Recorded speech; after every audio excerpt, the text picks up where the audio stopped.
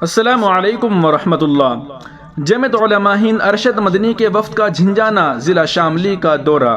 مرحوم نعمان کے اہل خانہ سے تعزیت، زخمیوں کی عیادت اور ہر ممکن تعاون کی یقین دہانی۔ آج جمعیت علماء ہند کے سرکردہ وفد نے جھنجھانہ ضلع شاملی کا دورہ کیا۔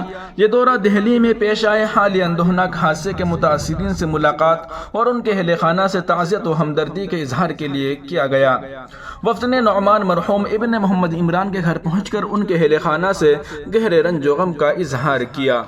واضح ہے کہ نعمان اس سانحے میں جاں بحق ہونے والوں میں شامل تھے۔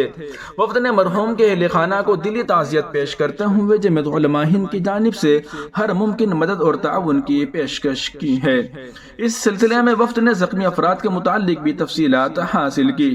محمد فرقان ابن محمد عمران اس وقت جن نائک اسپتال دہلی میں زیر علاج ہیں، جبکہ محمد امن ابن محمد ہارون کیرانوی لوک نائک اسپتال گوشالہ دہلی میں علاج و معالجے سے گزر رہے ہیں۔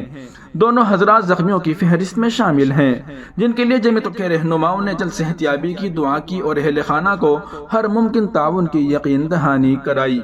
اس موقع پر جمعیت علماء ہند ضلع شاملی کے وفد میں درج ذیل حضرات شامل تھے: مولانا محمد ایوب صاحب مفتاحی جنرل سیکریٹری جمعیت علماء ضلع شاملی، مولانا محمد ساجد صاحب صدر جمعیت علماء ضلع شاملی، حافظ وکیل الرحمان صاحب نائب صدر جمعیت علماء جھنجھانہ، مفتی محمد عامر صاحب صدر جمعیت علماء تحصیل اون، محمد جاوید صاحب جھنجھانہ اور دیگر معزز علماء کرام۔